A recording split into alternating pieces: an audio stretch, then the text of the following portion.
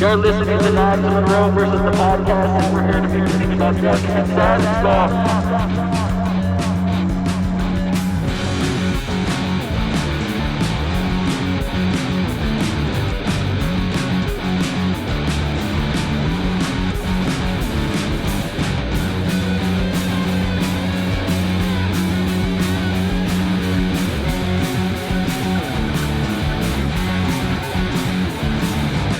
There's a part of me that like, that's easier. Like I'm totally cool with that. I mean, if it's something that you're comfortable with and it's not going to be like an issue for you, I mean, totally. Like, you know, you kind of had like a little camping trip in Hawaii. Sure. You know? That's a nice way to look at it. Yeah. But deep down inside, I'm a trash person. I'm a trash person. I saw this meme where it was like Billie Eilish's Bad Guy. Yeah.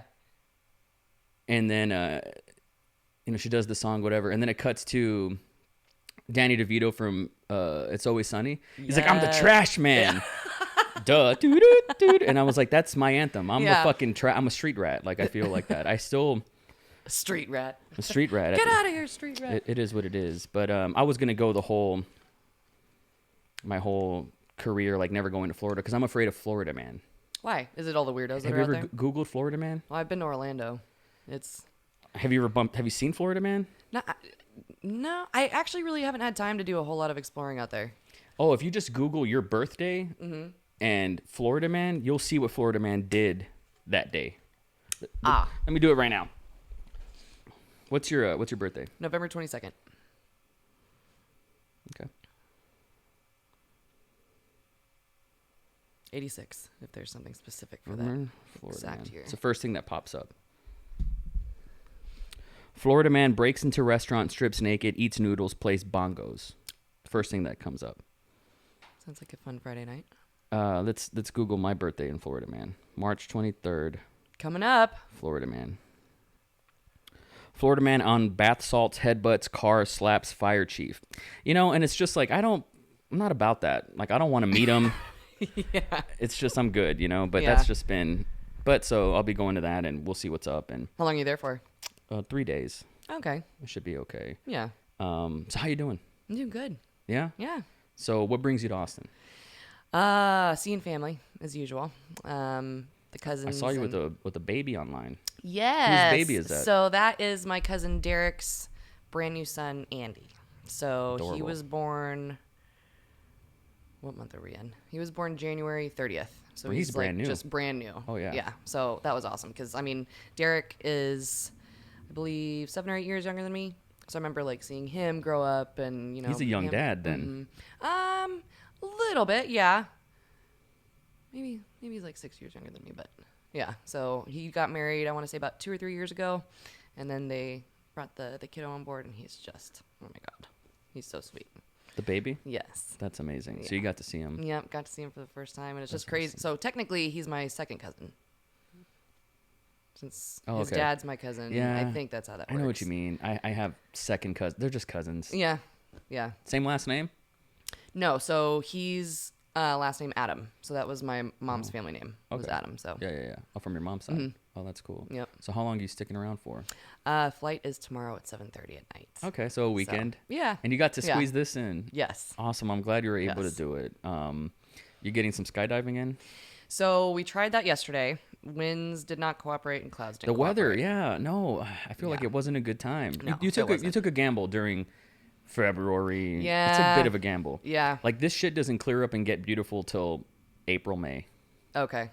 Yeah. This is global warming because it never used to be like this. It used to be like California weather all the time. Yeah. And then a 1 week of cold during like Christmas time. The winter. The winter, quote-unquote. which Yeah. was like 60 degrees, which for us is freezing. We go out in jackets if it's 60 degrees. Right. For real. Us Arizonas do that. But We do now, that in like, I don't know Arizona, what's too. going on where, like, winter, like, lasts longer. Like, we're still kind of in the tail end of it, you know?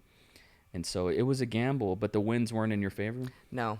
So we got there at around 11. There wasn't really, I think there were like 2 fun jumpers, but otherwise it was pretty dead. And so I think it was about 2:30 that we all called it, and we're like, let's go drink. But then right when we got to the bar, winds calmed down, clouds opened up. And did you guys have time? Well, no, we'd already been drinking at that point, so that's Of course. that's a big no-no. Of Yeah, course, you that's not a don't good. wanna do That's not a that. good Yeah, no. idea. Dude, I've had a few like, skydiving nightmares after I've jumped. Like, have you had dreams where you're skydiving yet? Yes. I actually used to have a reoccurring dream when I was a kid. It's really strange. It was, and I don't remember the last time I had it, but it was for years and years and years. It was me just not necessarily Recurring dreams. recurring Oh, wow. constantly. But it wasn't necessarily me skydiving, but it was just me kind of like flying over what looked like Texas to me. Yeah, It was yeah. like all the oak trees and like just the real soft hills and everything. And but yeah, I have had a couple dreams lately of like being in the door, which I'm good in the door. I'm fine. It's getting me in the plane. That's the hard part. That's the hard part. Wow, because And you then- know there's no going back. Yeah, because I mean, once you're in the plane, that's it. Like I remember on my very first jump, it was like, kick me on there, just Yeah. get me on there. And then once I was sitting there, it was like, okay, well, You can't do anything. this is happening. You're gonna have to deal with it one way Yeah. or another. So let's just figure it out as it comes. So I've had two dreams. One where I had a dream that Dakota was skydiving and his parachute didn't open and he fell down and he didn't die because it's a stupid dream. But Right. I was so terrified. Like and I think he fell in the ocean or something. And I was just like so scared. And then I've had dreams where I'm falling and my parachute doesn't open, but I never hit the ground. It's just that that pocket of fear of Yeah. knowing this is it. Mm-hmm. And in real life, you'd probably fall in 50 seconds, but in the dream, it's just like a never-ending free fall, and it's terrifying. And I wake up and I'm like, I don't want to do that again. yeah, I did it once, and I can say that it was completely.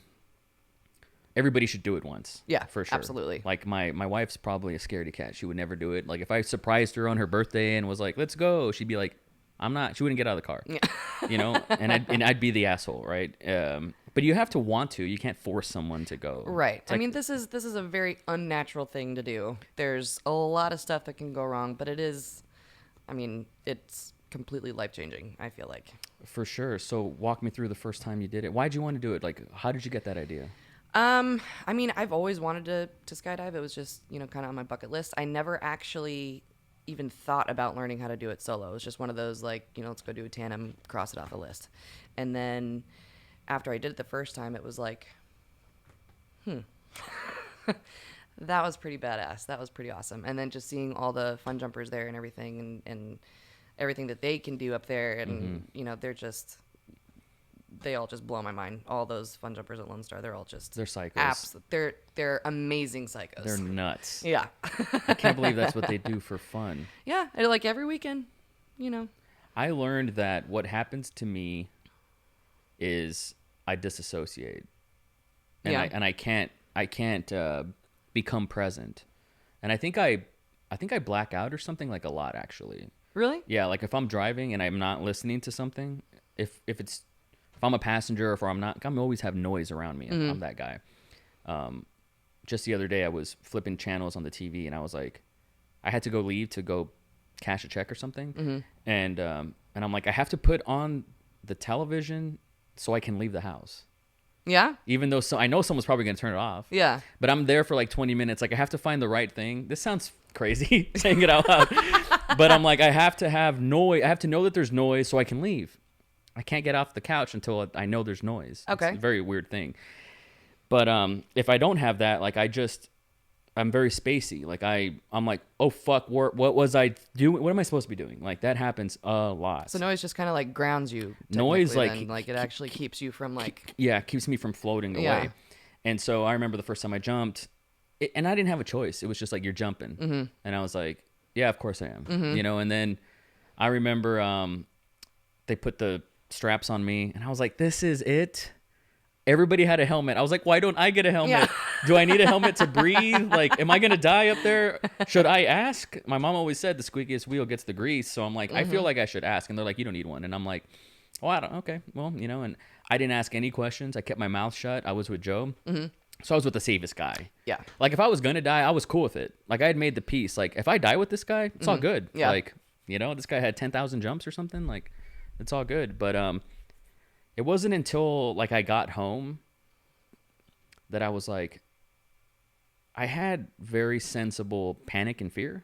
I think if you don't, there's something wrong with you. Yes. But I don't know if I was like, if I were to go again, I'd be way more scared. Really? Oh, hell yeah. Well, now you know what to expect. Now I know, like, I'd be like, Mother of God, Mother of God, Mother of God. Like the whole time I would just be like, this is too real. It's like the gnarliest thing, and I'll never forget it. And it's giving me, I don't want to say nightmares, but it's giving me gnarly dreams. But I've noticed through like big seminal events in my life, I will black out. Like, not that high school graduation was all that, but like I don't remember it. Supposedly I was there. Yeah. You know, some movie premieres and stuff. I don't remember anything. You know, like I look back and I'm like, I don't know who was there. I wish I gave people hugs. Like, I don't have I just black out for something, and I think it's like my mind's way of being like, we'll take over from here, but just you can go take a back seat. You know, like, Yeah. So how do you remain present and not lose your shit when you're jumping? See, that's something that I'm still trying to figure out. Really? Yes. So my very first jump, the day I got there, so we had done ground school the day before, but the winds were too high, so we didn't get to jump that day. So we came back on that. This is 2018, right? This was September 2019, like mid-September. Oh, okay. When I came to do the AFF. Oh, okay. So the yeah. first tandem was That's right. December 18th in December 28th, 2018. Yeah, that's right. Yeah. That's where I met you. Yes. That was, I mean, that day just in general was a little crazy, but Yeah. I didn't have like the fear or anything that day. It was when I started the AFF that I had a really hard time with it. Like I remember waking up that morning and realizing what I'm about to do, and I woke up like 2 hours early. I could not go back to sleep. Immediately got sick, had to run to the bathroom, and it was like anxiety to the absolute max. And I remember I got to the drop zone, and I was very open with everybody, like, hey, I'm having a really hard time right now. Like, I don't know if I want to do this. Like, Yeah. I don't, and And what's the vibe? Like, how do they they're treat that? amazing. I mean, everybody wants you to jump. I mean, they want you to jump. They want you to be part of it and to experience that. But at the same time, everyone that I talked to was extremely understanding and, you know, shared their stories of, you know, when they were brand new and super nervous and not knowing, you know, what do I do if this happens? Do you think that's Skydive Lone Star, or do you think that's part of like the culture? Because there is something very holistic. Like they want your spirit to do it, man. Yes. Right? Yes. I mean, I think the skydiving community in general, I would say, is extremely supportive, extremely very much like that family vibe, but there's something very, very special about Lone Star. The people at Lone Star, I don't even know how to put it. I've been to a couple other drop zones, and there's a certain vibe there that and that's why I live in Phoenix, and I don't jump in Phoenix. Yeah, and that's because there's a place to do it there. Oh yeah, it's Eloy. Have you done it before? Arizona, in Arizona. Wow, so you go all out of your way. And it's strictly, and I mean, Skydive Arizona is, I believe it's the biggest skydiving facility, at least in the country, possibly the world. I might be wrong on that one. Oh my. I think you're right. But I know for a fact it's the biggest one in the country. So I mean, but when you have that many people, you know, at one location, you know, they'll fly up with 2 planes at a time. They'll have 30, 40 people in the air at once, and it's like, I'm not there yet. Yeah. You know what I mean? That's it's just a little intense. Their landing areas are super different and, you know, a lot more compact. You know, Lone Star, you have a lot of room for error, you know, when it comes to like landing. True. You know what I mean? So yeah. Do you think it's kind of like, do you have any tattoos? Mm-hmm. Okay. So, you know, when you get your first tattoo, it's a pretty intimate experience, right? Mm-hmm. Somebody's in your bubble, right? And then maybe when you want your second one, you're like, I'm going to go to the same place because I have a rapport there. Yep. If it went well, right? Do you think there's kind of that approach of like, in lulling, it's sort of safe, like a safe space? yes, There's a part of that, right? for sure. Yeah. For sure. And I mean, when I went out there for the very first time in 2018, like I fell in love with everybody, but specifically when I went out there in September to start AFF, the fact that so many people at the drop zone took time out of their day, out of their time to jump, to come sit down and talk to me and be like, hey, you know, tell me what's going on. Like, what are you feeling? You know, this is what happened to me. This is what helped me and all this. And so so after that first jump, everything went fine on the first jump. Everything was great. Like, perfect. And then By yourself? so AFF. So I had 2 instructors. I had Launchpad and Logan. Mm-hmm.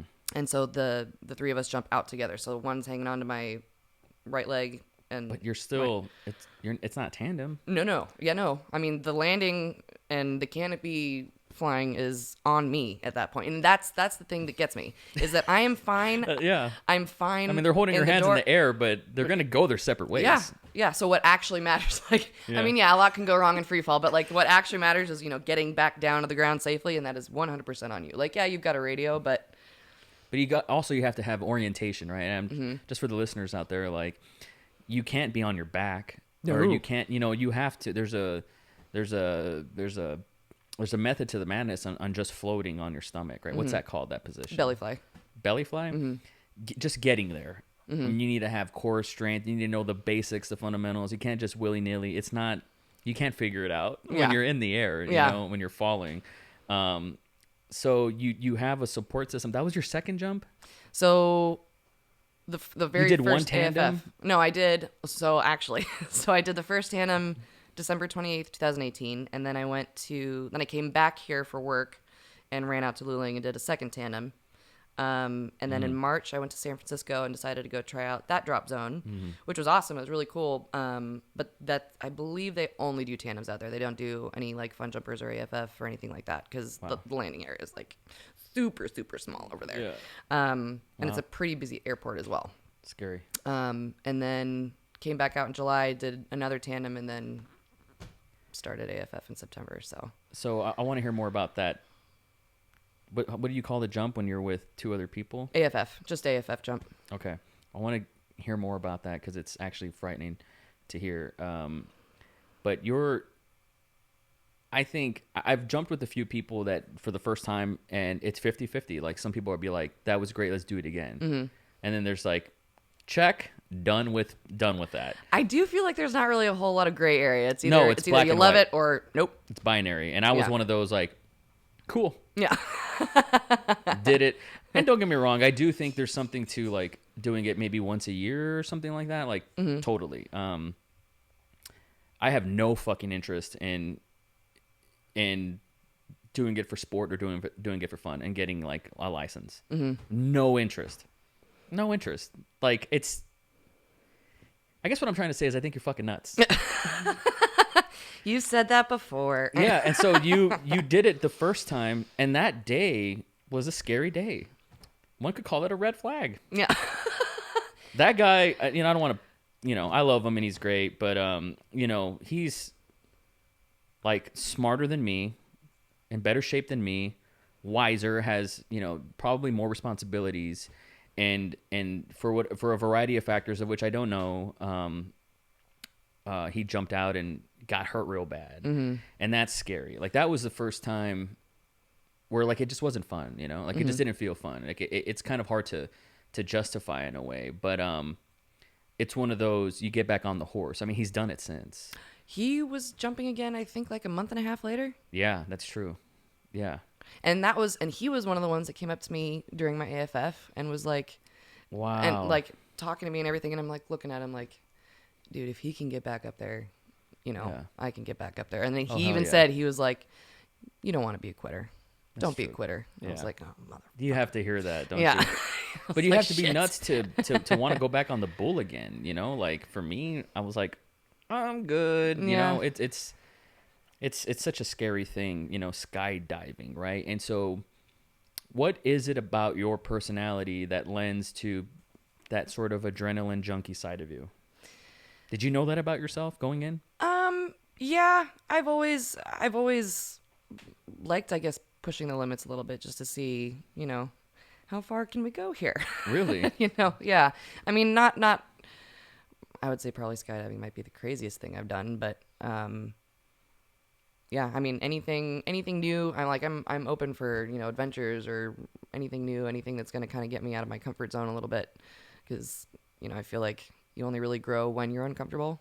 That's so true. So you're saying that and you mean that? Yes. There are people, that sounds like an Instagram post. I know. It sounds a little corny. Not when you said it, but there's the people tag me and stuff all the time. This is something you would say, and I'm like, do I sound like that? Because no, man. But you do mean that, huh? I do. I think you're getting a lot out of like the one ticket that you get on this planet. I'm trying. You're getting a lot out of that.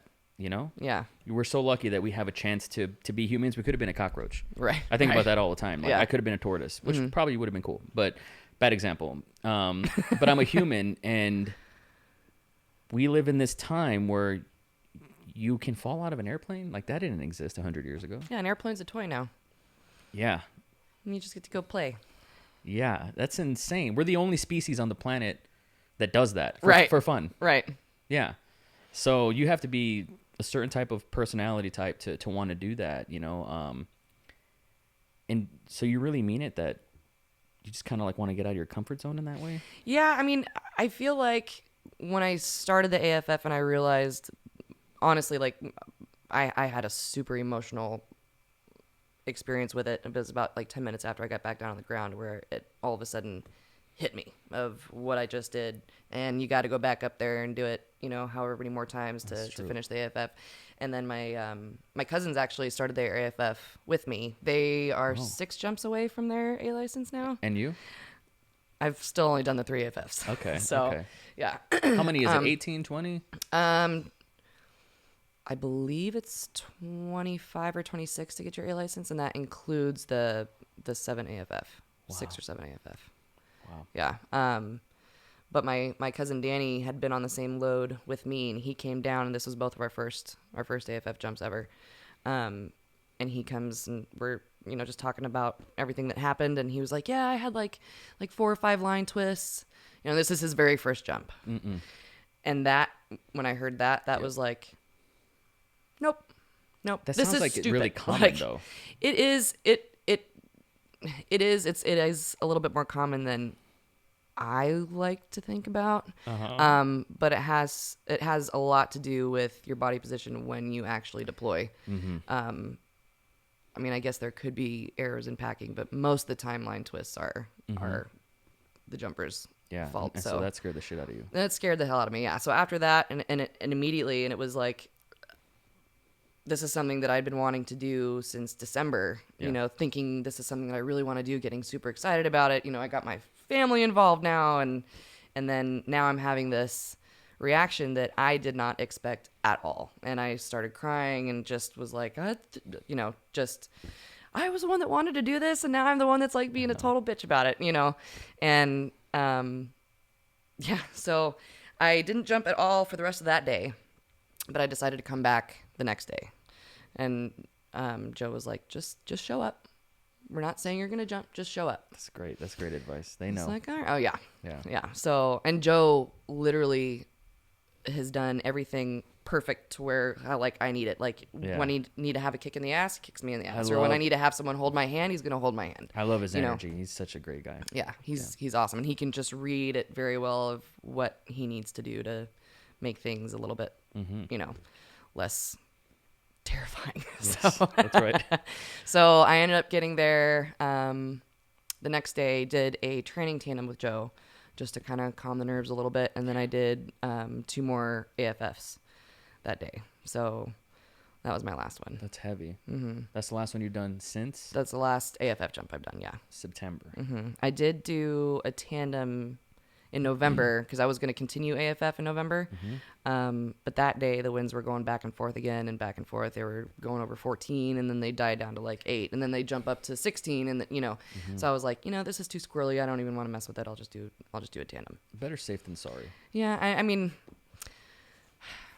You're not. it's you're not trying to frustrating look cool for me in front though. of anybody though. Yeah, no, it's mostly just I know that this is something that I want to do, but it's like I'm standing in my own damn way, you know, of just this fear that I have. I think I had somebody on the show who was I don't want to call her a doctor because she got mad when I said that, but like a counselor. Okay. And she was talking about like the shadow self. And I thought that was really interesting. Like our biggest enemy is basically ourselves. And no matter where you go out, you know, your shadow is going to be there, right? And so every time you're going to jump, you're going to confront that, your shadow, like every single time. You're going to have to overcome that that's the thing that I think the vets especially are addicted to, Yeah. is overcoming that adversity, that fear, that reality, you know, of impossibility. And when you overcome that, I mean, don't you want a beer after that? Absolutely. Yes. And and you have to remember, like, that's why you make the trip, and you fly on an airplane 1,000 miles to come do that here in this safe space, is to overcome that side of you, because you know that the reward, it's just so sweet. So don't forget that, for sure. Oh yeah. I mean, I remember after the last AFF jump that I did, like driving back from the drop zone, it was just like, I fucking did it. You know, like just feeling just like we did it. You know, we could have completely just kicked it out, been done with it the day before, but we tried it again. I'm so proud of you. That's awesome. That's scary. I can't do it. I'm not that guy. I just don't have that wiring, you know?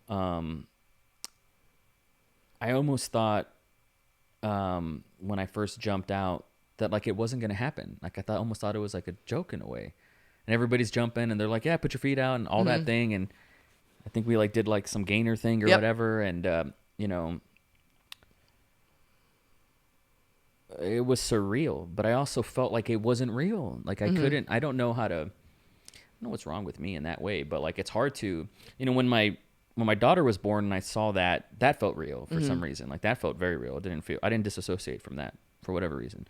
But skydiving, like maybe I should do it one more time just to, what is that? How does that shocks the system? It's got to do something to your physiology. I mean, I think just with me, it's just more mental, 100%. Everything's more mental, don't you think? Yeah. You know, my son said the other day, he was, I was cooking something and he's like, I could be a master chef. He's like, if I tried.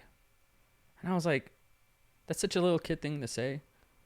We've all said that, you know, like I could do this if I tried. I could be really great at this if I tried. And I was just like, but why don't people try? Like that's what now as an adult, when I hear that, I'm like, how come you're not trying? Like anybody can learn anything, can do anything. You can train anybody to do anything, but how can you convince them or make them show up every day? That's the mental part of the game that is very hard to overcome. And like, we don't teach that in schools. Like that's where a kid's supposed to really develop that, you know? So I think you found something that pushes you. And I think you can take that with you, with your family, with your career, with the rest of your life, wherever you go. And so I encourage you to keep doing it, for sure. I know I'm like a scaredy cat. I'm always going to be a scaredy cat in that way. I feel the same way about people who get into mixed martial arts. I'm like, I don't want to get punched in the head. Yeah. I feel that way about people who scuba dive. I'm like, no, thank you. You know, but there are people that, you know, I'm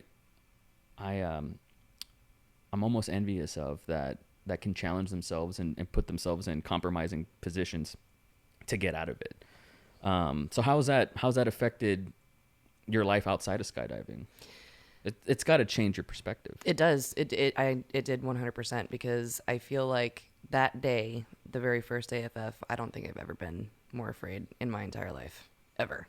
Walking to that plane, sitting on the plane, and realizing that this is what I'm about to do.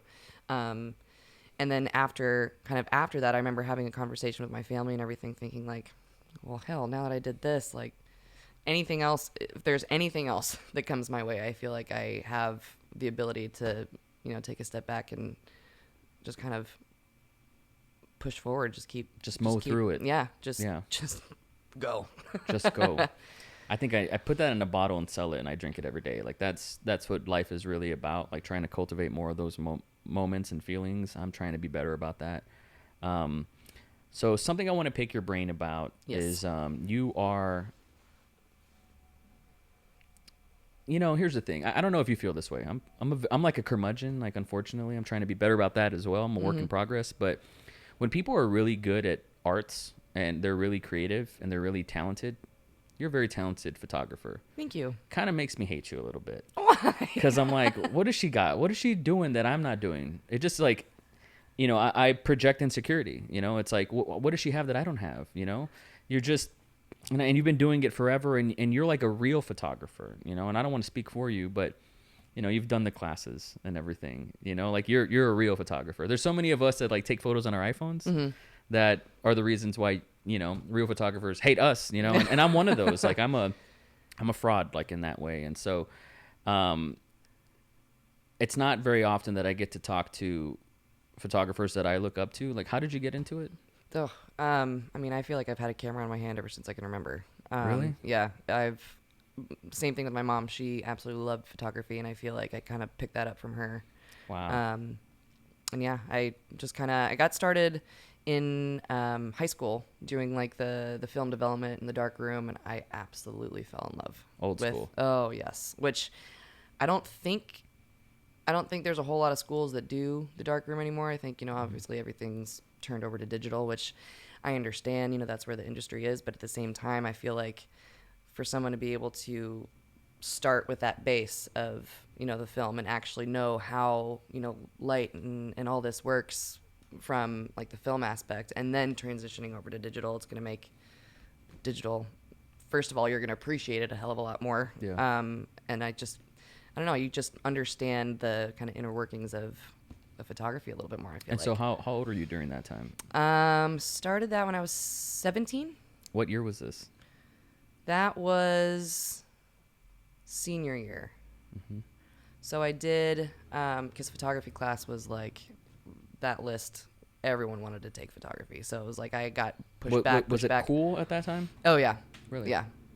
Everyone was walking around with the, Minolta cameras with their, fancy straps and all this, and taking random pictures of this, yeah. Yeah, we did something with, have you heard of a pinhole camera? No. So you can make it out of like a shoebox, and I can't remember exactly how to do it, but you make it out of a shoebox, you make this tiny little hole. Oh, right. And then you put the I just saw a TikTok paper. about this. Yeah, you put the paper on the other side of the box, or inside the box, and then like you uncover the hole for however long, close it back up, and then you develop you're making like a negative. Oh, wow. Yeah, so that's one of the things I learned in there, but that's so cool. yeah. And you got bit by the bug. Did you think, well, I want to do this for a living?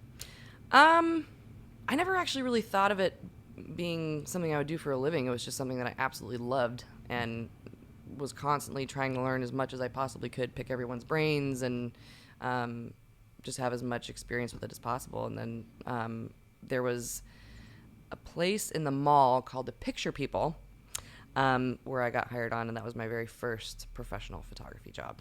How? And I was... Were you out of high school? I believe I was 18 or 19. Oh, wow. Yeah. At the mall. Mm-hmm. And what'd you do? Like portraits? Mm-hmm. Yeah, so it was... and this was before they turned digital. So this is film. And the camera that we used was on a tripod, and it wasn't like the viewfinder where you're looking in it like this. Mm-hmm. You have to look down into the camera. Oh, I've seen those. Everything's reversed. Yeah. It's manual focus. Oh, now, photograph a 2-year-old who doesn't want to sit still Yeah. with manual focus and do it in, I think the sessions were like 10 minutes long. It Hard. was boot camp. Oh, so you learn soft skills real fast. Yes. Yeah. Like making sure, it's tack sharp and, getting the expressions and the composition and, And plus, once you take the photo, you can't see it. No. So you don't know if you got it. Nope. That's hard, You man. just got to keep taking them. How long did you have that job? I was there for By about the a way, year and a half. This sound fucking killing me right now. Oh, the truck? It has to Oh. happen. Yeah. It has to happen when we're doing a podcast. But fuck it, I don't care. This has happened before, and then I can't hear it for Oh, really? some reason. Yeah. God, it's so loud. I'm so sorry. How long did you have that job? About a year and a half. Okay. Mm-hmm. Full time, part time? Full time, and then from That is a boot there, camp. yes, and then from there went to another photography boot camp. Life Touch is the school, the company that goes into the schools and does like the yearbook photos and the sports and proms and all that. And they also had a division for senior photography and families and weddings and everything. So I was with them starting in 2006. 2006. Wow, dude, you've been doing this for a while. Mm-hmm. That's amazing. Yeah. So, but the thing is that I feel like I really lucked out on was working for Life Touch and like the studio division in particular.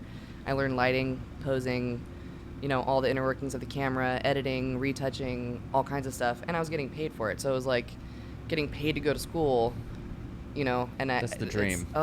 It was awesome. So were you considering, did you go to college? No. Me I did too. not. I did not. You're in good company. Don't worry. I'm not judging you. Yeah. I went to community college for a few semesters, and then I was like, wait, this is an option? I'm good. Yeah. I don't want to do this.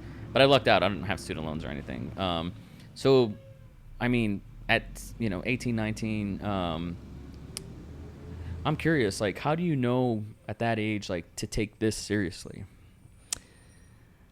I don't know. It was just kind of something that I just decided to run with and just see what happens. And then it turned out that, people actually During the really early 2000s, like, it hasn't, the internet wasn't really at scale. We didn't have smartphones yet, so there was no Instagram. And I think so like MySpace was poppin'. just getting started. I want to say it was like 2005, 2006. Yeah, something MySpace. like that. Oh my gosh, there's a blast from the past. Yeah. But at the same time, it wasn't on our phones yet, Nope. So you had to go to a computer, and it was kind of like nerdy if you were the person with the phone. I mean, with the camera, right? Like, I'm this person taking a camera. I don't know. I never really got that, like, the nerdy vibe. I got that. It was a video camera for me, and so it's just like, I still get that to this day. Like, really? Like, you're glued to your camera, and I'm like, this is how I feel real. Leave me alone. Yeah. You Yeah. know what I'm saying? Yeah. Like, I'll take a family, like, for Thanksgiving, I took the big picture of, like, 18 people or whatever. Yeah. And they're like, get into the photo. And I'm like, I am the photo, man. Like, this is my fingerprints all over this thing, even though I'm not in it. Right. I like that. There's, like, an authorship to that. But that's just been my whole life. And so I can recall 2006, like, was it sexy and cool during that time? I think so. I remember in high school it was kind of like the new, like hip, not new, but like, like the cool hip thing. I mean, I don't know how to put it. There was a smaller group of people who were super into it. Yeah. And It was niche, I guess. yeah. Yeah. Yeah. That's cool. And how did you know, like, was there good money in it? Can I ask? To begin with, no. Not at all. But, slowly through the years that's improved, thankfully. But Yeah. Well, I mean, your work is stunning. Thank you. And you make it look effortless. Thank and you. it's really upsetting. But it challenges me. Like, I guess I kind of feel like, just to tie it back into skydiving, like, when you see people jump for fun and they do all these tricks and they're going through hoops and it's just like, what? But you're like, I want that to be me. That's the way I feel with your photography. I'm like, if I keep trying and getting better, like, then maybe somebody will say that about my work, I mean, I think, are you wanting to do like more like, because I feel like I'm more portraits. You're a little, it's like our styles are just a little bit different. I definitely don't have a style. Like, you have a style, and there's so much of the boudoir stuff that you do that I've never even seen. So I don't know, but like your wedding stuff, I'm just like, God damn it. Like, sometimes I'm like, wedding photographers are overpriced, and then I see that work and I'm like, oh, no, that makes sense. Like, if you want good shit, you got to pay for it.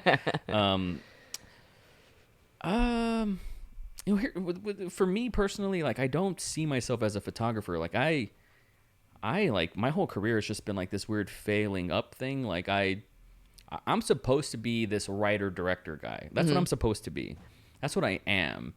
But, no one's going to film it for me, so I have to film it. No one's going to edit it for me, so I have to do it. No one's going to take the photo, so I have to do it. So it's just been like a lot of, you want it done right, I'll do it myself type thing. But that doesn't imply that I'm good at it or that I'm cut out for it, But I've just learned to do it. Like, at my job, I shouldn't be saying this, but no one ever asked me, like, hey, what are your skills? Like, what are you good at? No one ever asked me that. They just assumed that I do everything, and so I've had to do everything. You just kind of learn as you go, if needed. Yeah, they're like, hey, we need you to take photos of the vice president's wife. Okay. Yeah, cool. There's going to be a photo line, and you only have one shot to nail it. Like, and I'm just like, don't let them see you sweat, and you're just like, eat papitas, easy, and then you do it. But, I'm like a YouTube university guy. Like, let me just YouTube it and see how to do it, But I look at you and I'm like, it would have never occurred to me at 18 to learn photography in the traditional sense. Like, and I came from like this is an excuse, but it's valid. Like, I came from a very poor place that, like, didn't have that. That wasn't even an idea.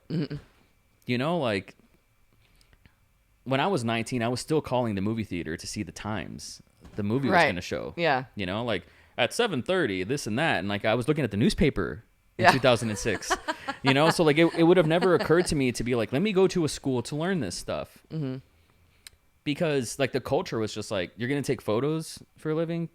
You're not going to make money with that. Mm-hmm. You know, like I would have got negged, you know, like I did for filmmaking. It was just like, do you know how hard it is to make it? You're not going to Yeah. be able to make it, you Mm-hmm. know? And fortunately, because of the internet, I was able to make a living or whatever. But I did 10 years of free work, Right. you know? I was able to, I met this photographer in December of last year, and I saw his work on Facebook, and I was like, how the fuck did he do that? And messaged him, and I was like, dude, this is amazing. How'd you do that? And he was like, oh, I just did this with the Lightroom. And I was like, oh, shit, that's so cool. And he was from Austin. And I was like, hey, man, I'd love to just film you and record what you do. And so I made a little movie about him, and I got to see him work. And I was learning, like, this is how I learn. Like, I have to study somebody, follow them, and film them in a way. Okay. And that's how I get, like, the behind the scenes. And I'm like, oh, that's how people do it. That's how I learned how to make a movie, was I was filming behind the scenes of movies. Now that I think about this. And he had such a great setup, and all he had was a flash and a backdrop. Mm-hmm. You know, that's all he had.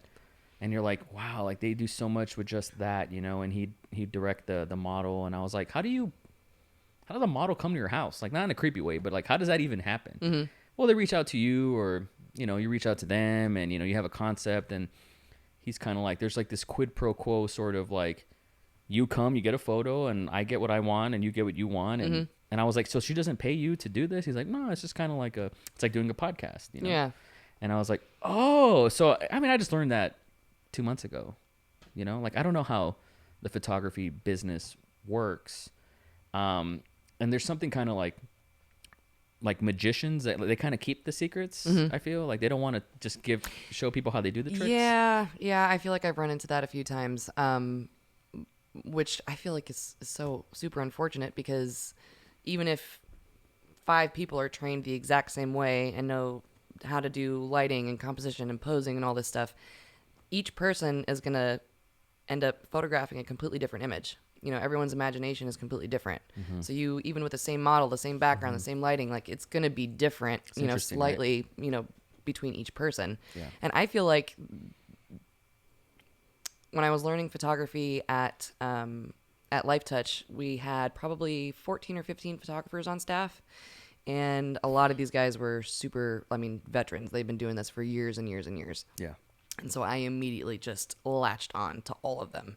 And it was just picking their brains and just trying to squeeze as much information out of them as I possibly could to try and, you know, figure out, yeah, how did you do that? Yeah. And we would have these training sessions, which I miss so much. I wish that we could just get the whole group together again, or just new people or whatever. But we would all be in the studio, and the studio was, I don't know, maybe like a small house size. So, I mean, it's decent. Yeah.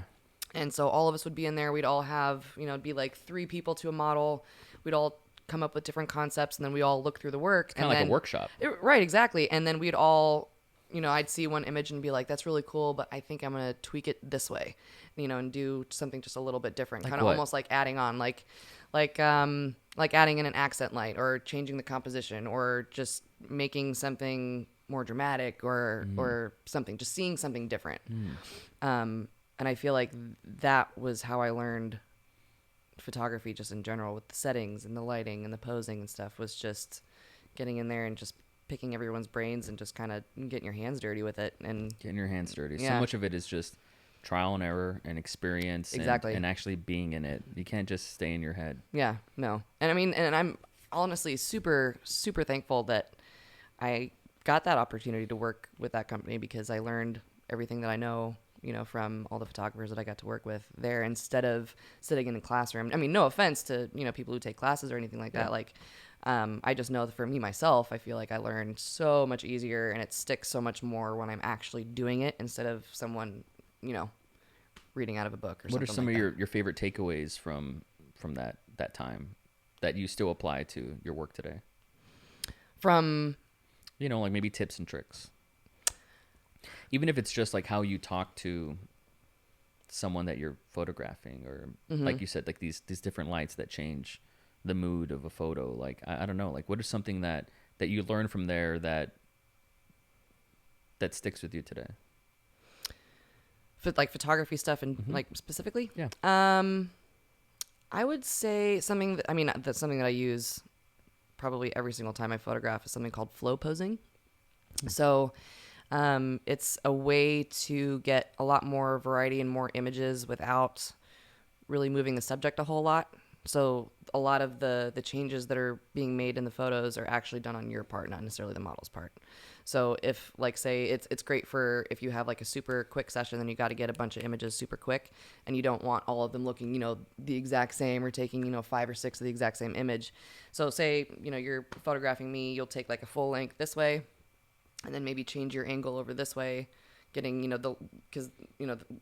changing the head position and all this changes the lighting. And so you can do, full length, close up, 3/4, vertical, horizontal, out of really just that one model staying kind of in the same position. You can tweak them a little bit, like I said, like changing the head direction and stuff. Do you feel like that's more economic in a way? Yeah, I think, especially with what I'm doing with the boudoir, the boudoir photography. We have 60 minutes to photograph, but they change 3 times. So sometimes, they can take a long time in the bathroom. And does that to get changed. count as far as the 60 minutes? Mm-hmm. Yeah. So 3 wardrobe changes in 60, that would take me all day. Mm-hmm. Yeah. And so then there's it's makeup involved, right? They come fully hair and makeup ready. Okay. Yeah. So they got to be ready to go once they get in. Okay, so it's just outfits then. Yeah, it's just outfits. So I mean, it's just sometimes, the outfits are a little complicated. I bet. So, but yeah, I find that the flow posing is something that I use on probably every single session, just to make sure that there's, variety and everything. And, the model isn't constantly having to change every single time that, you're taking pictures. That's a lot of work for people who aren't even models, right? Mm-hmm. What's the ratio between models that you film and then people who you have to direct that aren't models? Honestly, I'd say I probably work with maybe like 10% models, probably less than that. I would say the majority of the people I photograph are just everyday people and it's awesome working with a model because they just make it super easy. You just stand there and snap the camera pretty much, which is great. But at the same time, I love it when, like specifically for like the boudoir sessions, if a girl comes in, say, she's super self-conscious about her body or her weight or whatever it might be, she really wants to have these photos taken, but she might not want to go through like the actual experience of it. But she wants to have the photos. And so for me, when they come in super nervous or you can tell that they're just not feeling super comfortable, I'll show them, an image on the back of the camera. 9 times out of 10, they'll give me this look like, that's me. Wow. And that right there, that's a good feeling, right? That's my favorite. That's my absolute favorite, for someone to look at a photo of themselves and see the beauty that, that I'm able to see and that everyone else is able to see, but maybe they, haven't been able to see that for whatever reason. You nailed it. That's what it is. That's my absolute, I think that might actually be, and not just boudoir, but everything in general with weddings, families, portraits, everything. I feel like to have someone be like, wow, like I look really good, or that image like really makes me see myself. That's right. That's kind of why I'm in this. That's a beautiful feeling. Yeah, I agree. For me, the equivalent is like filming something, and then you go back and you watch it, and you watch it with the boys, and everybody laughs, or like it's like, that was cool, and like that playback feeling of just like, yeah, we have that forever. Like that to me is, it's a good feeling for sure. That's what it is. That's why you put up with all the bullshit. What's some of the challenging parts of being a business owner, like someone who's trying to get their photography business out and trying to be busy? Like, what's the most challenging part about them? I would say it's something that you kind of said earlier. There are a lot of people out there, not talking about you. I'm just kidding. I'm not talking about you. I'm not taking your business. I can't do what you do. I wouldn't.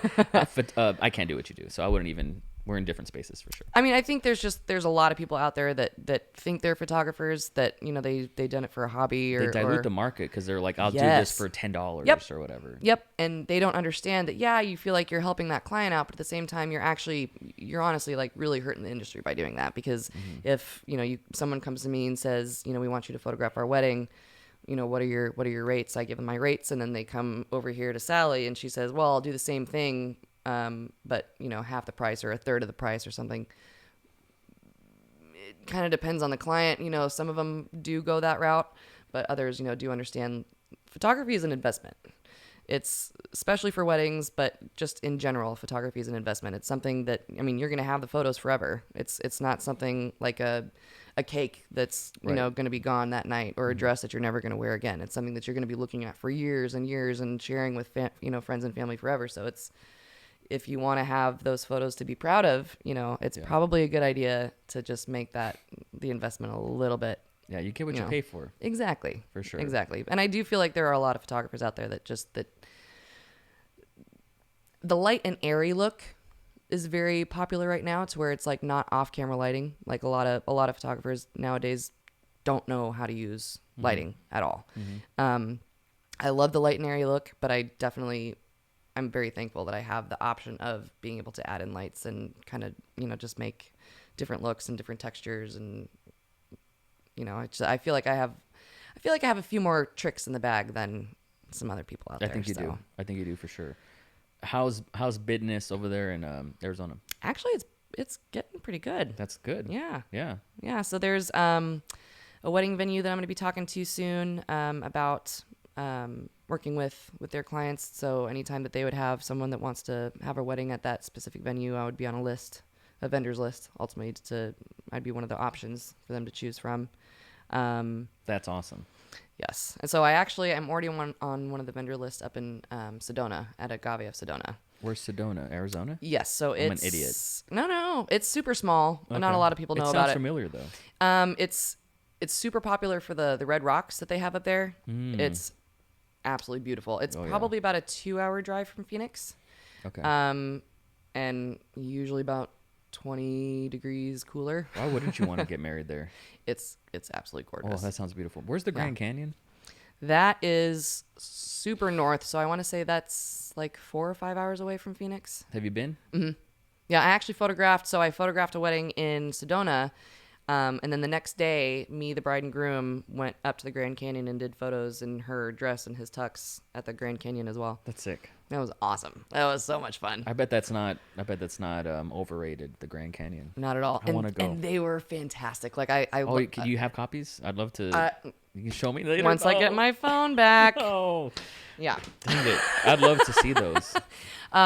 So the only downside with that is that we had to photograph I think we got out there at probably like 11 a.m. So the sun wasn't in like the best position because usually I have With natural light. Mm-hmm. Okay. Yeah, I did some off-camera lighting, but most of it was natural at that point. But there was this. They were just awesome. Like they were down for whatever, and I was like, "There's this little kind of cliff right there. That'd be really awesome if you guys." Oh my Could stand. I was like, if you guys don't want to do it, I totally understand. And they're like, oh no, let's go. And they so were game. Oh yeah, completely. And so it turns out like the photo, it looks like they're just kind of floating, like the whole Grand Canyon in front of it. Beautiful. It's, So do you ever get asked to do video? I do, and that's actually something. Sorry, I'm seeing a bug. I know. I just saw it too. Okay, I just wanted to make sure it wasn't like Here's some Jumanji looking mosquito thing. It's all. It looks harmless. So I'm wanting to do video. Do you get asked to do people Yes. assume that you do that as well? Yes, and I feel like it's something I need to add to the bag of tricks because I feel like at this point being able to have both of those options, it won't hurt. Absolutely And I've done video in the past. I worked for a production company for a little while, so I have a little bit of experience. It's been probably about a year and a half. So the only thing that makes me, I've never edited video. I've never, synced the audio or anything like that with. Don't be overwhelmed. It's the easiest thing ever. Really? Fuck yeah. If you can take photos, you can do that's. I just feel like there's so much more that goes into video. You have to worry about the audio. You have to worry about the syncing up. You have to, The best part about video is just it's just knowing that you can manipulate the artifice, knowing that outside of dialogue, you can just add sound. You can just add that. Little chirping if you're out doing an outside thing or whatever. You have to. It's make believe. You know what I mean. So I think I just have to play with it. Minus the dialogue. Yeah, you want to get good sound for people's voices. You want to make sure they're labbed or whatever. If you're filming a wedding, every wedding's different from what I understand. I talked to some wedding videographers, and so you wanna lab the groom because the bride, you can't get in there. Yep. And some ministers are like, get the F away from me. Like, don't bring that camera here. And so, there's a lot of that. Like, but as far as the technical side, like the editing, like, I don't know. Like, I think that's easy. Like, to be honest, yeah, it's a very teachable skill for sure. Yeah. You're gonna be fine. That's easy because, like, here's the thing: what aesthetically looks right. You have an iPhone. Android. Okay. Well, iPhone has this option where when you take a photo, it's this thing called a live photo. So it's kind of like a GIF, like a boomerang. Oh yeah, thing. yeah. I've seen that. It's built in, and so video is kind of just like, if you're gonna do a wedding video, let's just say it's just a moving image. That's just all. That's what you're doing. Yeah. I've edited some. I prefer to edit what I've filmed versus editing someone else's stuff. But I've edited some weddings, and if the camera person knows what they're doing, it's easy. It's easy. So that's what I mean. I don't know what I'm doing necessarily. But just cut out all the bad shit. Yeah. That's it. That's all you have to do. You know how if you're taking photos, you're probably taking 200 photos, but 40 are dope. Like, it's just that. No one ever sees the bad ones where, like, the bride's like, no one ever sees that. Okay. Yeah, I guess. And if they that's saw true. that, people would be like, Jen, what are you doing? Yeah. Right? You just cut out all the bad stuff. I think that's all you have to do. It's going to be easy. Okay. But learn it and invest in, or get a client to pay for it or something. Like, invest in a video camera. Like, I wouldn't use your Canon 5D unless, like, you had to practice with it or whatever. But get a video camera. So, like, what kind of video camera? I know you were talking about Red, but I know. Oh, I mean, rent a Red. If someone's gonna pay for it, rent it and pay someone to operate it. You shouldn't be operating it, in my opinion. But Canon has this line called the C200s, C300s, C100s. Since you're already familiar with the Canon system, I'd go with that. They film 4K 60 frames a second, and they're beautiful images, and they're flat. So I think they film in RAW. So these cameras don't do that. They don't film in RAW. So if you have video RAW, you can manipulate the white balance, the ISO, and so on. So you have more latitude in the editing of making an image really pop. And so I think the hardest thing, the biggest learning curve for you will be color correction and color balance, color grading. Like once. But even then that's easy now than ever. It used to be, you take that to a whole nother system and they do it now. Editing systems all have it, and I give away free LUTs, which is like Lightroom presets, but for video, like I give those away, and so I can hook you up with some of the best ones and just put it on your image and pow, it's a great place to start. It makes the image pop, and it's not too hard to blow people's minds, provided that you have a basic fundamental understanding on composition, right? Like once you know what makes a good image, then the video part is just like making it floaty, making it pan, make a little zoom out, and then just cutting the images together in a way that tells a story. But those are instincts that you can develop. Like you already do that. Like if you did not have that background, we would have to go from the basics and talk about aperture, right? Right. Yeah. So you're gonna fucking kill that. Let me ask you, put you on the spot. You're still gonna come to Austin? Still thinking. I mean, so there was the whole little bit of a, I don't know, I guess kind of a scare when I did the gene testing. Right. But you're okay. Everything came back normal. Yes, or negative. Thankfully. So that's very good. I do have another appointment with that doctor on the 10th, just to kind of discuss, what the options are moving forward. What do you mean? Just because I do have tumors. What? In both. Mm-hmm. What? Mm-hmm. I got the first one when I was 22. So I had my first mammogram when I was like 22 years old. So they've been just hanging out? Mm-hmm. Yep. And they're not. So I had benign. They're benign. So I believe it's called, I might be saying this wrong. I believe it's called fibrosis. So just the tissue in there is just very dense, very just fibrous. Are you in pain? No, it doesn't hurt at all. So I had an ultrasound done back in 2018, and then I just had one done like maybe 2 weeks ago, something like that. And they're like, there's been no change since 2018. So I mean, having those make me nervous. I know those don't necessarily turn into cancer, but I just want to talk to her and see exactly what the options are. Because if I did come back positive for one of those genes, I would have done the prophylactic mastectomy just to knock it out. Mm-hmm. So, is that still an option for you? I don't know. See, that's something that I want to talk to her about. I don't know if it's at this point if it's worth it, because I mean a surgery like that is, life changing. It's traumatic, and there's going to be a lot of recovery time and all that. So I'm not sure if it's totally worth it. Yeah, moving during that time should be like at the bottom of your priorities. Yeah, that's what I mean. What I mean. So like when all this came up, it's like, well, because I've got the doctor out in Phoenix and everything. So of course, it's kind of up in the air right now. Your one buddy would say it selfishly. I want you to move because I need friends. Selfishly, like Sensei, and we talked about this off mic, in the past. Like I'll teach you whatever you need to know in video. I'll help you with that, and then like Sensei help me in photos. And I'm so selfishly, it's like cool. Like I have a buddy, But also, I'd say don't. For that reason, first and foremost. But also, I have like a few photographer friends who don't even work in Austin. Like they'll go to New York and then get their nut, and so they can eat for a month, and like that they just travel, And so I feel like most people do travel, and Austin's more of a real estate, commercial, film production scene. I don't know if there's money in photos, especially with what you do, like your specialty. I don't know if there's money like coming out the wazoo there. There are wedding videographers who are making sick money, ridiculous amounts. Yeah, like it's dumb. And so there's that, of course. But even then, they travel and they do one in wherever, Mexico or something, and so you're still traveling there. But so there's that. If and that's a business decision as well. But then you're right next to Lulling, So there's that too. Yeah. You have and a lot I've got of my reasons. family out here. You have a lot of good reasons to do it, but health and wellness comes first, man.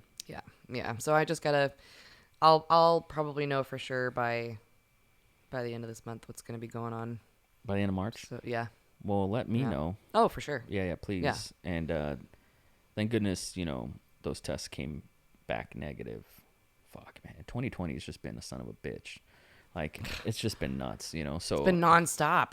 Yeah. So that was like one of the good things that came out of this year so far. One of the last things I want to talk about, because you're this inspiring figure and someone who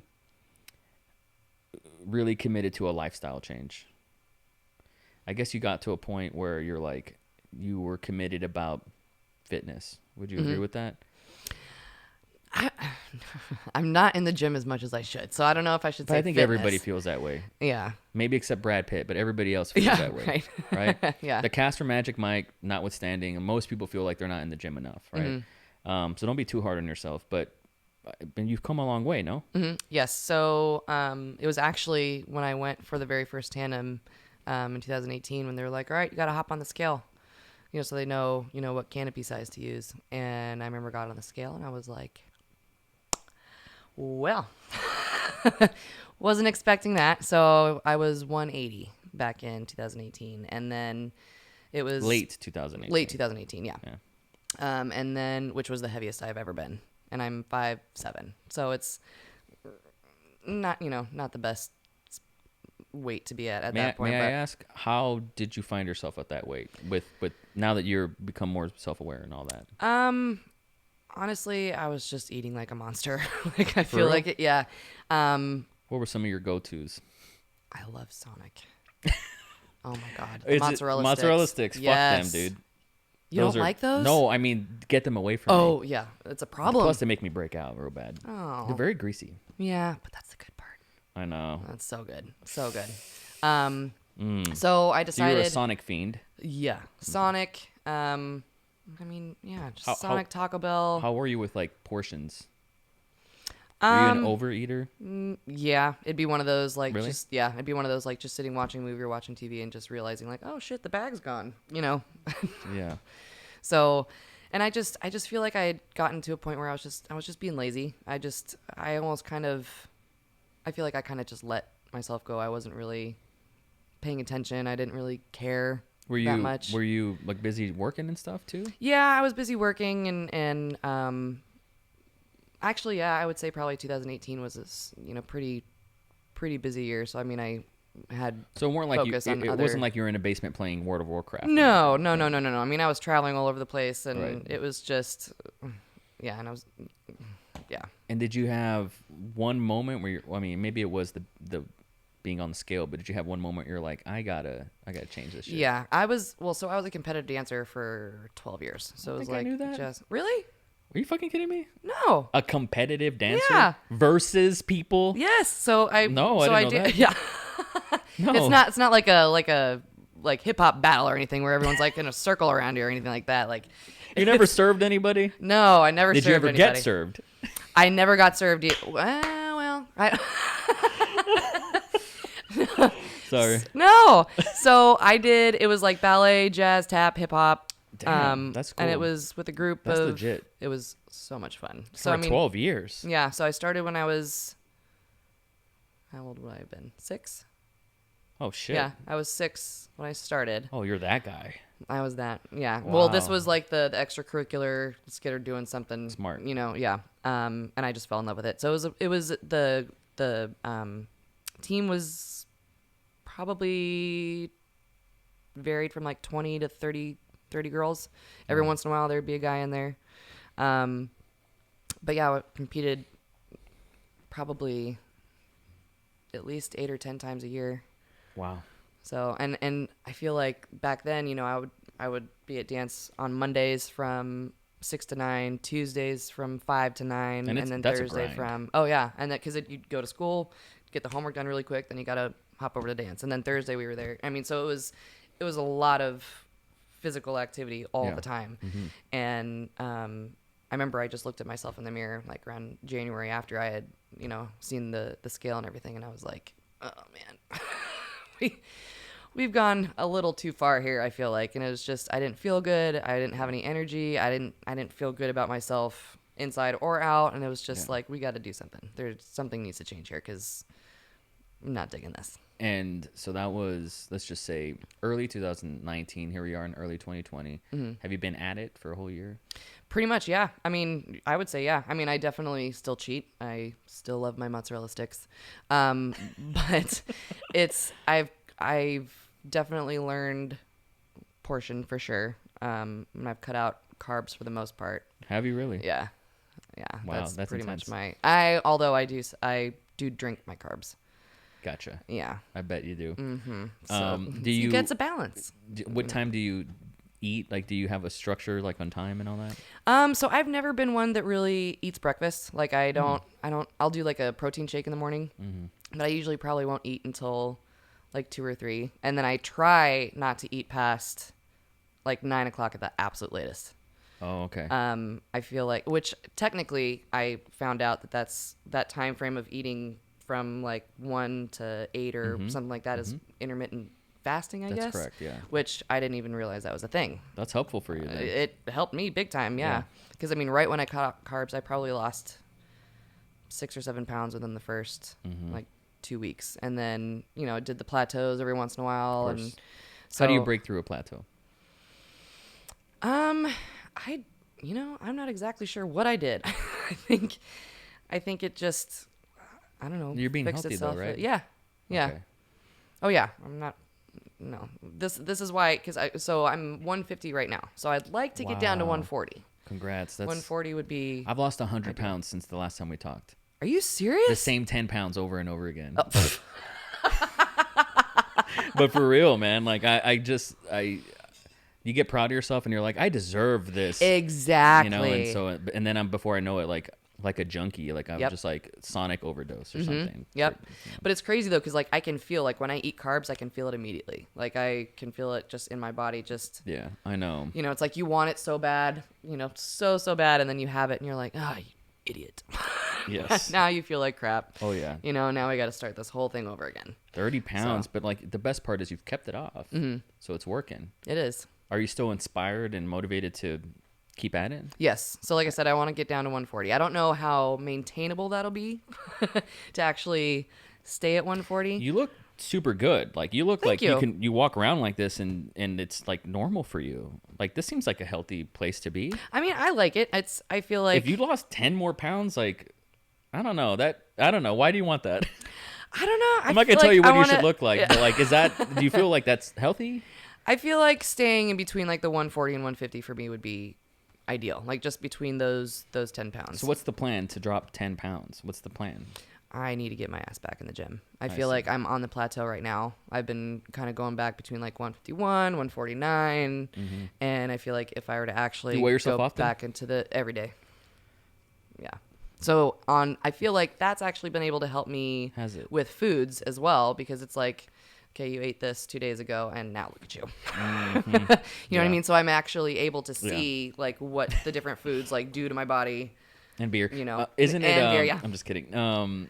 I've noticed that like if you eat something bad that you know you're not supposed to, you really feel it the next day. Though. That's the thing. And so if you feel like shit the next day, you're more inclined to make yourself feel better and to eat another bad thing, and then that's a cycle, right? So I mean, that happens every once in a while for me, but I feel like on the days where I'm like, ugh, like I just feel gross. Like I immediately will just have handfuls of fruits and vegetables. Like I feel like that's.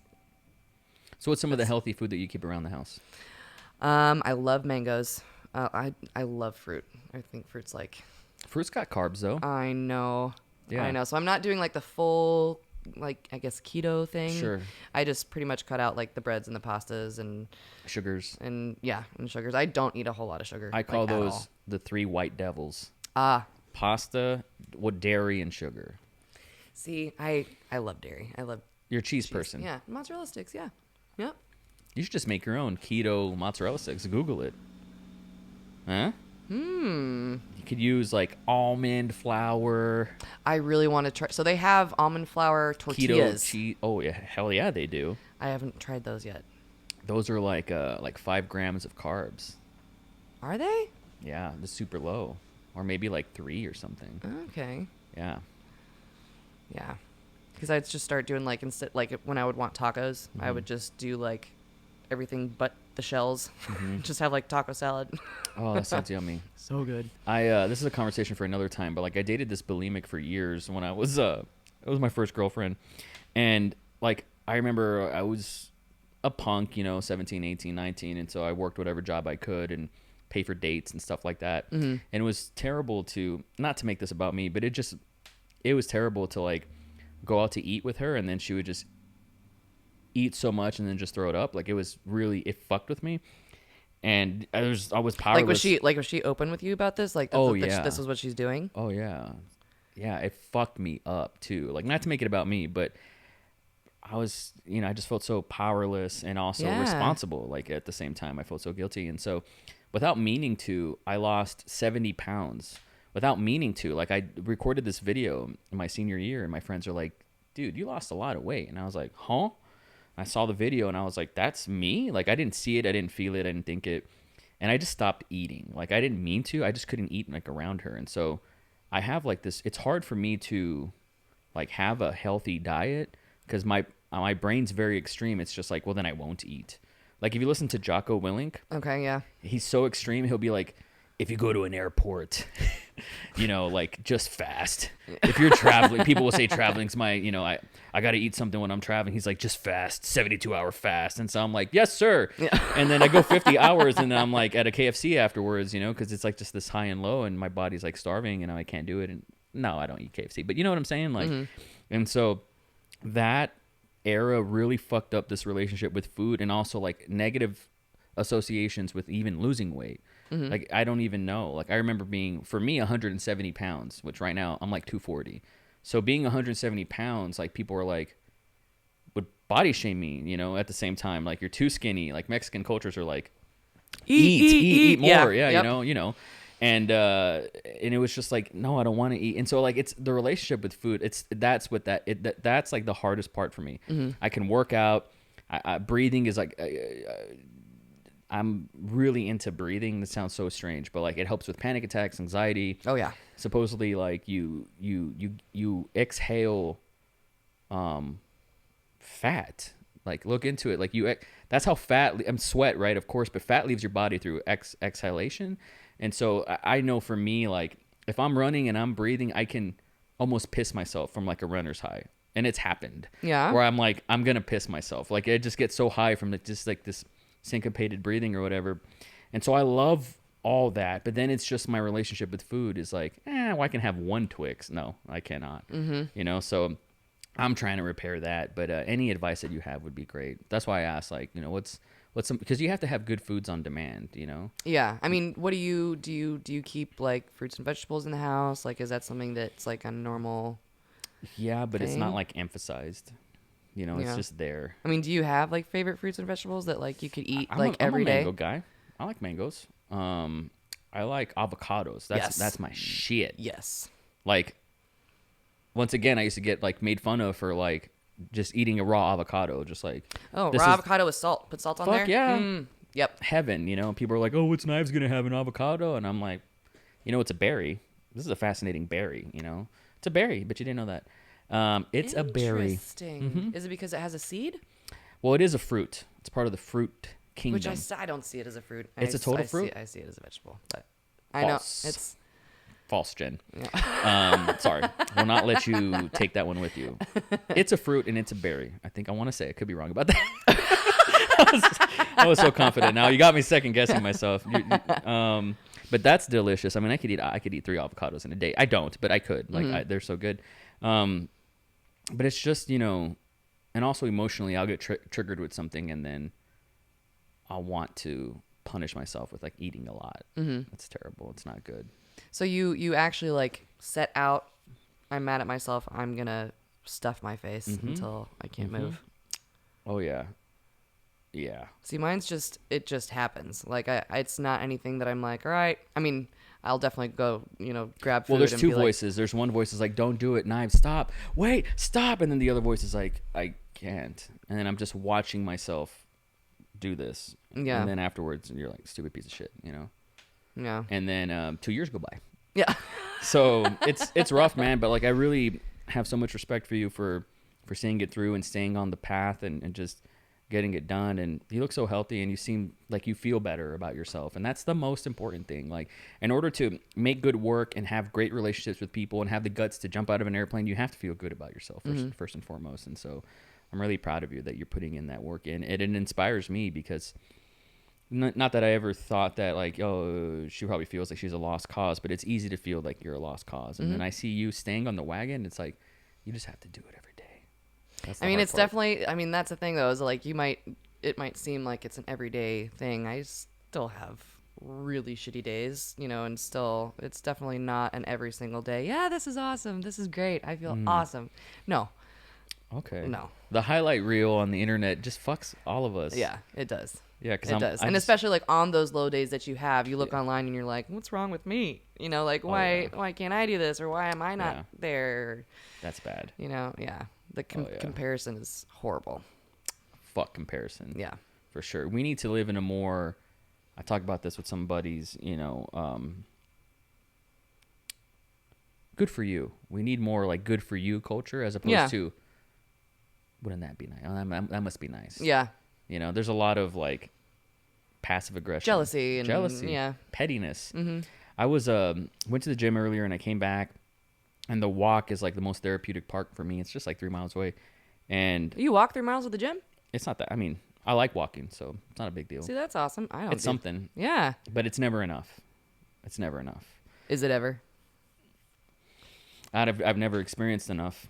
I want to be that guy that's like, I'm running the marathon. I'm going to run a marathon. I'm training for a marathon. I want to be that guy because like some people that I work with, one of the people I work with, she's ran a marathon across the Great Wall of China. Oh my gosh. That's very inspiring. You know? Wow. And she's like, I just found out how old she was, and it's not what I expected. I was like, damn, like she's crushing life. Like that's the secret. That's the secret of life.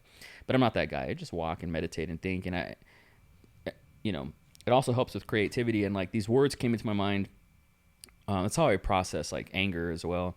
And I was thinking about pettiness, and I'm like, I'm always, you know how people say be the bigger man? I'm always the bigger man. I'm always the person that makes a phone call first and is like, I love you. Let's just move on. And I was like, but every now and then I want to be petty.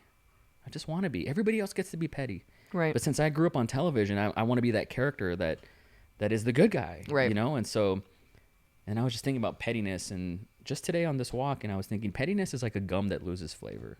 You know, it doesn't taste good. It doesn't taste good after a while, you know, and then. I don't think it ever tastes good. But for some reason, no, it gets chewed. It's a flavorless broth.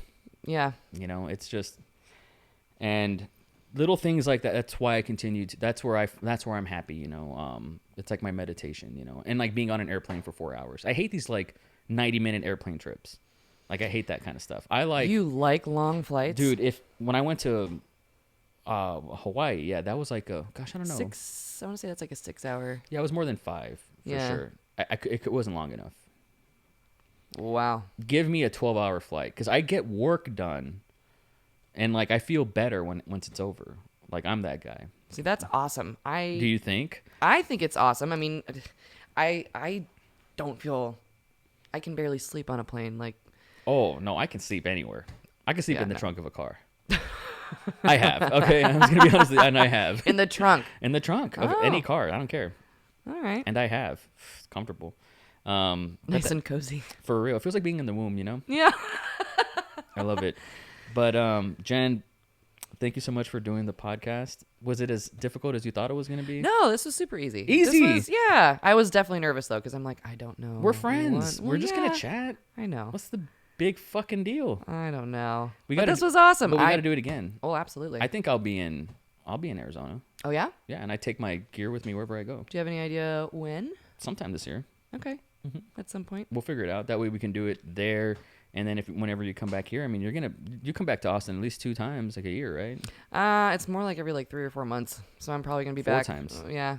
I'll probably be back like June, July. Let me know like when, that. and I'll make a little micro movie about your skydiving journey. Oh. You could be that person that wears a GoPro, and we'll get all the angles. That'd be way cool. I'm So, serious.